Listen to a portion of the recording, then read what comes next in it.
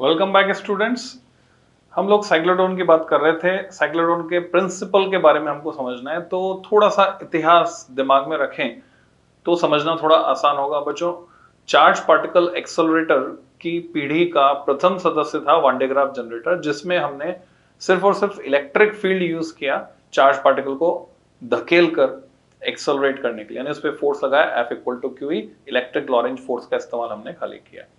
और जैसे जैसे आगे ये पीढ़ी बढ़ती गई, cyclotron, then synchrotron, betatron, magnetron, all of these are charge particle accelerator. Klystron tube का नाम आपने अगर सुना हो, आपके घर में माइक्रोवेव ओवन में अगर पीछे लगा हुआ लेबल जाकर आप देखेंगे तो उस पर लिखा रहेगा क्लाइस्ट्रॉन ट्यूब। तो मैग्नेट्रॉन और क्लाइस्ट्रॉन ट्यूब का इस्तेमाल करके हम क्या करते हैं, चार्ज पार्टिकल को इस तरह से एक्सेलरेट करते हैं कि वो इलेक्ट्रोमैग्नेटिक वेव रेडिएट करता है, और वो किस रीजन में होती है, माइक्रोवेव रीजन में, यानी माइक्रोवेव एमिट करता है। सो क्लाइस्ट्रॉन, मैग्नेट्रॉन, ये सब क्या है, सब चार्ज पार्टिकल एक्सेलरेटर है बच्चों।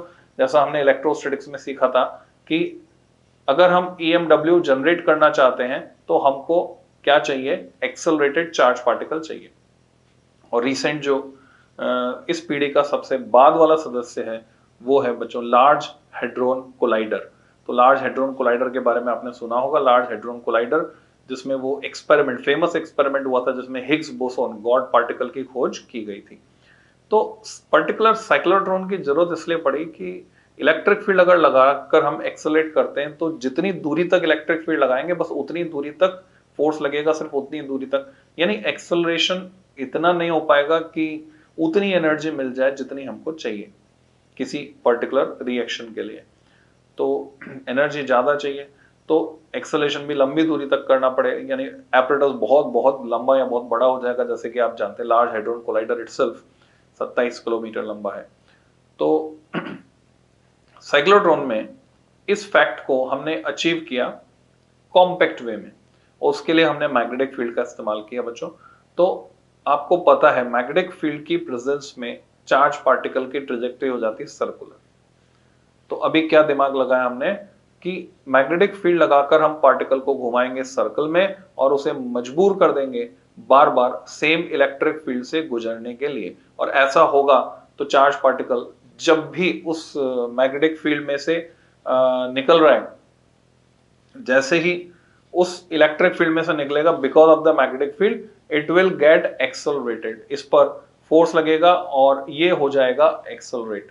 तो ये कैसे होगा, जस्ट थिंक अबाउट इट।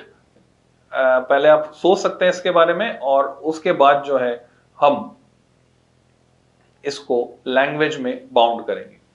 तो बच्चों जब भी हम कोई प्रिंसिपल लिखते हैं तो आपको पता है कि प्रिंसिपल में एक कॉमन लैंग्वेज होती है, और वो लैंग्वेज क्या है, it's working is based on the fact that.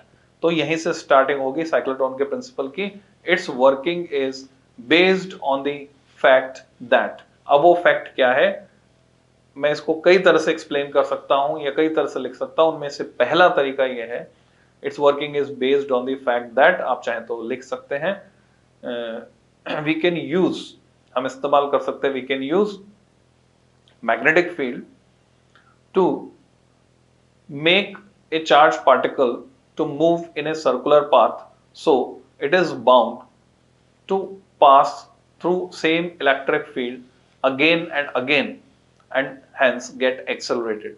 ये एक वे हुआ।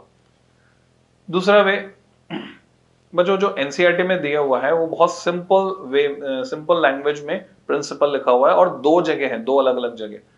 तो उस प्रिंसिपल की अगर मैं बात करता हूं तो जो मुख्य समस्या आती है कि चार्ज पार्टिकल को जब हम एक्सेलरेट कर रहे हैं तो इसको जो है सेम इलेक्ट्रिक फील्ड से बार बार कैसे गुजारें। तो हमने चलो मैग्नेटिक फील्ड लगा दिया कि मैग्नेटिक फील्ड जो है उसे घुमाएगा और वो चार्ज पार्टिकल मजबूर हो जाएगा सेम इलेक्ट्रिक फील्ड से गुजरने के लिए। पर जैसे जैसे अब इसमें क्या होता है बच्चों, इसका पाथ की इक्वेशन अगर हम निकालते हैं तो साइक्लोइड की इक्वेशन आती है।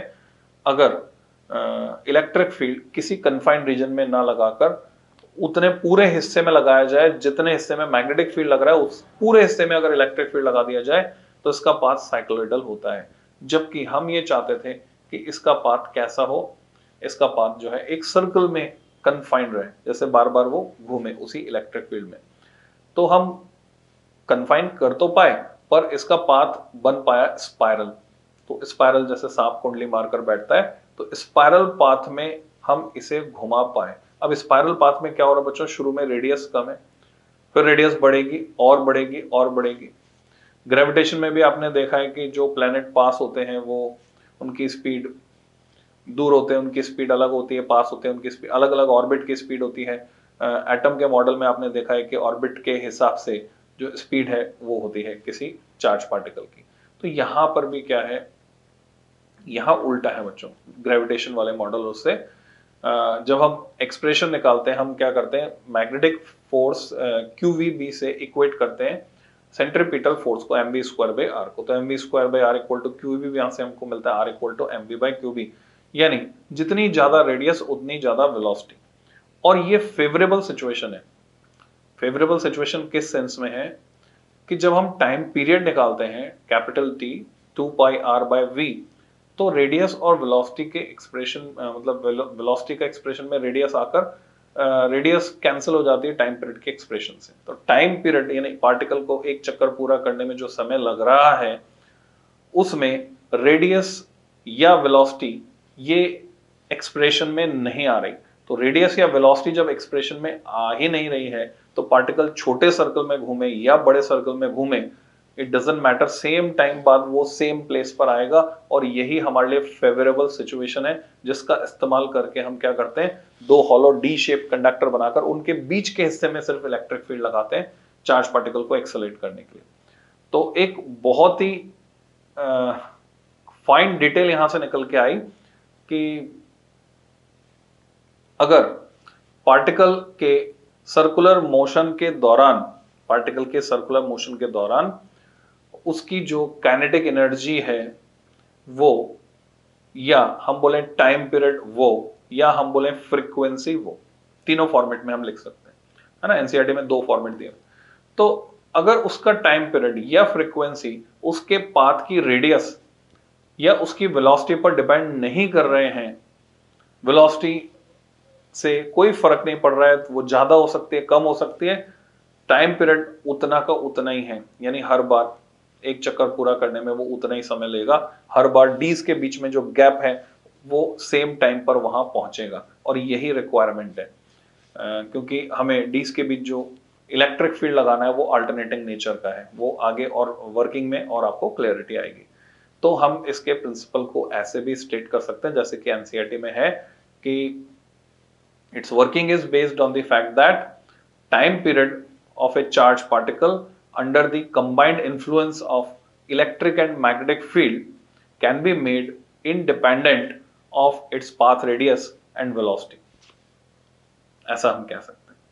तो कंसेप्ट अगर दिमाग में क्लियर है तो इसमें लैंग्वेज कई तरह से बन सकती है बच्चों। प्रिंसिपल लिखने में लैंग्वेज आप कई तरह से बना सकते हैं। तो जो भी लैंग्वेज आपको सूट करे, आप एनसीईआरटी में से देखकर लैंग्वेज लिख सकते हैं, आप अपने मन से बना सकते हैं। Its working is based on the fact that when we bound a charge particle to move under crossed आ गया perpendicular electric and magnetic field such that it is bound to move in a circular path, then its path radius or velocity doesn't depend on time period, or ulta time period or its frequency doesn't depend on its path radius and velocity। तो जैसे भी आप कहना चाहें।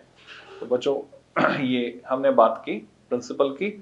Video थोड़ा सा disturb रहा because ये एक नया एक्सपेरिमेंट, तो एक्सपेरिमेंट अभी चलते रहेंगे, पर आप इसमें से जो काम की चीज है वो एक्सट्रैक्ट करते रहिए। साइक्लोट्रॉन का प्रिंसिपल अब क्लियर हो जाना चाहिए।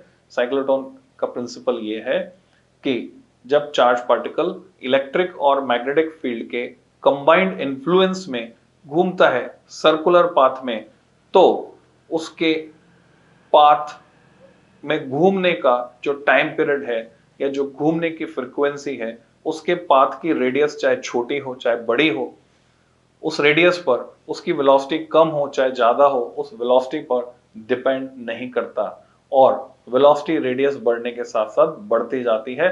तो ज्यादा दूरी तय करनी है तो ज्यादा वेलोसिटी, तभी वो सेम टाइम में सेम प्लेस पर पहुंच पाता है। तो बच्चों इस वीडियो में प्रिंसिपल तक बात करेंगे, construction, working and derivation next video में हम बोर्ड पे करेंगे। तो जल्दी ही मिलते हैं, हैप्पी लर्निंग।